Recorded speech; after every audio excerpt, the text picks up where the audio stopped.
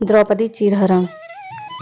महाभारत में धृतक्रीड़ा के समय युधिष्ठिर ने द्रौपदी को दांव पर लगा दिया और दुर्योधन की ओर से मामा शकुनी ने द्रौपदी को जीत लिया। उस समय दुशासन द्रौपदी को बालों से पकड़कर घसीटते हुए सभा में ले आया। जब वहां द्रौपदी का अपमान हो रहा था तब भीष्म पितामह, द्रोणाचार्य और विदुर जैसे न्यायकर्ता और महान लोग भी बैठे थे, लेकिन वहां मौजूद सभी बड़े दिग्गज मुंह झुकाए बैठे रह गए। द्रौपदी को घसीटकर लाया जा रहा था। तब तक भी द्रौपदी को यह भान नहीं था कि मेरा चीरहरण होने वाला है। जब दुशासन से भरी सभा में द्रौपदी की साड़ी उतारने के लिए कहा गया, तब द्रौपदी को इस बात का एहसास हुआ कि संकट बड़ा है।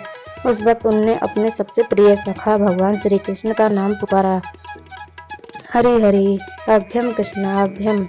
उद्धव गीता या उद्धव भागवत में श्री कृष्ण के सखा उद्धव उनसे इस संबंध में कई सवाल करते हैं। उद्धव कहते हैं, हे कृष्ण, आप पांडवों के आत्मीय प्रिय मित्र थे। आजाद बांधव के रूप में उन्होंने सदा आप पर पूरा भरोसा किया। कृष्ण, आप महान ज्ञानी हैं। आप भूत, वर्तमान व भविष्य के ज्ञाता हैं, किंतु आपने सच्चे मित्र की जो परिभाषा दी है, क्या आपको नहीं लगता कि आपने उस परिभाषा के अनुसार कार्य नहीं किया? आपने धर्मराज युधिष्ठिर को धूर्त जीवा खेलने से क्यों नहीं रोका? चलो ठीक है कि आपने उन्हें नहीं रोका, लेकिन आपने भाग्य को भी धर्मराज के पक्ष में नहीं मोड़ा।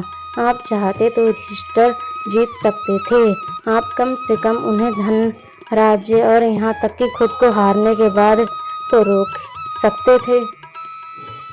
उसके बाद जब उन्होंने अपने भाइयों को दांव पर लगाना शुरू किया, तब तो आप सभा कक्ष में पहुंच सकते थे। आपने वह भी नहीं किया। उसके बाद जब दुर्योधन ने पांडवों को सदैव अच्छी किस्मत वाला बताते हुए द्रौपदी को दांव पर लगाने को प्रेरित किया और जीतने पर हारा हुआ सब कुछ वापस कर देने का लालच दिया, कम से कम तब तो आप हस्तक्षेप कर ही सकते थे। अपनी दिव्य शक्ति के द्वारा आप पांसे धर्मराज के अनुकूल कर सकते थे। इसके स्थान पर आपने तब हस्तक्षेप किया जब द्रौपदी लगभग अपना सील खो रही थी।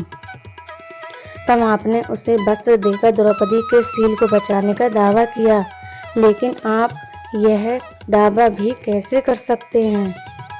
उसे एक आदमी घसीटकर सभा में लाता है और इतने सारे लोगों के सामने निर्वस्त्र करने के लिए छोड़ देता है।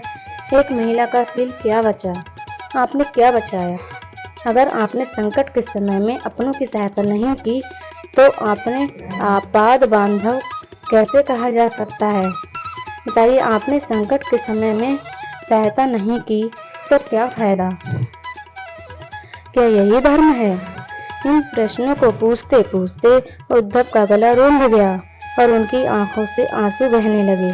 भगवान श्री कृष्ण मुस्कुराते हुए बोले, प्रिय उद्धव, यह सृष्टि का नियम है कि विवेकवान ही जीतता है। उस समय दुर्योधन के पास विवेक था, धर्मराज के पास नहीं। यही कारण रहा कि धर्मराज पराजित हुए।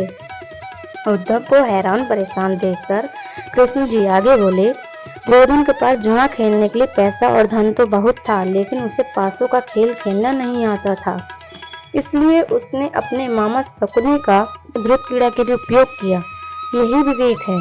धर्मराज भी इसी प्रकार सोच सकते थे और अपने चचेरे भाई से पेशकश कर सकते थे कि उनकी तरफ से मैं खेलूंगा। जरा विचार करो कि अगर शकुनी और मैं खेलते तो कौन जीतता? पासे के अंक उसके अनुसार आते या मेरे अनुसार? चलो इस बात को जाने दो। उन्होंने मुझे खेल में शामिल नहीं किया, इस बात के लिए उन्हें क्षमा किया जा सकता है, लेकिन उन्होंने विवेक शून्यता से एक और बड़ी गलती की, और वह यह है कि उन्होंने मुझसे प्रार्थना की कि मैं तब तक सभा कक्ष में न आऊं जब तक कि मुझे बुलाया ना जाए, क्योंकि वे अपने दुर्भाग्य से खेल मुझसे छुपकर खेलना चाहते थे। वे नहीं चाहते थे कि मुझे मालूम पड़े कि वे जुआ खेल रहे हैं। उन्होंने मुझे अपनी प्रार्थना से बांध दिया। मुझे सभा कक्ष में आने की अनुमति नहीं थी। इसके बाद भी मैं कक्ष के बाहर इंतजार कर रहा था कि कब कोई मुझे बुलाता है। भीम, अर्जुन, नकुल और सहदेव सब मुझे भूल गए, बस अपने भाग्य और दुर्योधन को कोसते रहे। अपने भाई के आदेश पर जब दुशासन द्रौपदी को बाल पकड़कर घसीटता हुआ सभा कक्ष में लाया।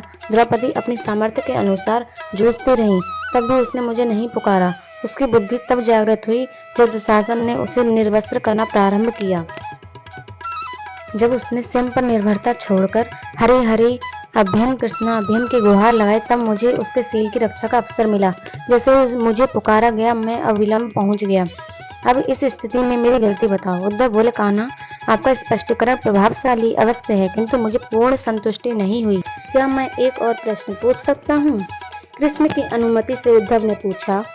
इसका अर्थ यह हुआ कि आप तभी आओगे जब आपको बुलाया जाएगा। क्या आप संकट से घिरे अपने भक्त की मदद करने आप स्वतः नहीं आओगे? कृष्ण जी मुस्कुराए। उद्धव, इस सृष्टि में हरेक का जीवन उसके स्वयं के कर्मफल के आधार पर संचालित होता है। ना तो मैं इसे चलाता हूँ और ना ही इसमें कोई हस्तक्षेप करता हूँ। मैं केवल एक साक्षी हूँ। मैं सदैव तुम्हारे नजदीक रहकर जो हो रहा है उसे देखता हूँ। यही ईश्वर का धर्म है। उल्हाना देते हुए उद्धव ने पूछा, वाह वाह, बहुत अच्छा कृष्ण। तो इसका अर्थ यह हुआ कि आप हमारे समीप खड़े होकर हमारे सभी दुष्कर्मों का निरीक्षण करते रहेंगे। हम पाप पर पाप करते रहेंगे और आप हमें साक्षी बनकर देखते रहेंगे। आप क्या चाहते हैं कि हम भूल करते रहें, पाप की गठरी बांधते रहें और उसका फल भुगतते रहें? तब कृष्ण जी बोले, उद्धव, तुम शब्दों के गहरे अर्थ को समझो। जब तुम समझकर अनुभव कर लोगे कि मैं तुम्हारे समीप साक्षी के रूप में हर पल हूँ, तो क्या तुम कुछ भी गलत या बुरा कर सकोगे? तुम निश्चित रूप से कुछ भी बुरा नहीं कर सकोगे। जब तुम यह भूल जाते हो और यह समझने लगते हो कि मुझसे छुपकर कुछ भी कर सकते हो, तब ही तुम कठिनाइयों में फंसते हो। धर्मराज का ज्ञान यह था कि उसने माना कि वह मेरी जानकारी के बिना जुआ खेल सकता है। अगर उसने यह समझ लिया होता कि मैं प्रत्येक के साथ हर समय साक्षी के रूप में उपस्थित हूँ, तो क्या खेल का रूप कुछ और नहीं होता। वो मंत्रमुग्ध हो गए और बोले, प्रभु, कितना गहरा दर्शन है, कितना महान सत्य। प्रार्थना और पूजा पाठ से ईश्वर को अपनी मदद के लिए बुलाना तो महज हमारी परभावना है, किंतु जैसे ही हम यह विश्वास करना शुरू करते हैं कि ईश्वर के बिना पत्ता भी नहीं हिलता, तब हमें साक्षी के रूप में उनकी उपस्थिति महसूस होने लगती है। गड़बड़ तब होती है जब हम इसे भूलकर सांसारिकता में डूब जाते हैं। वीडियो अच्छी लगी हो तो लाइक करें, सब्सक्राइब करें और शेयर करें।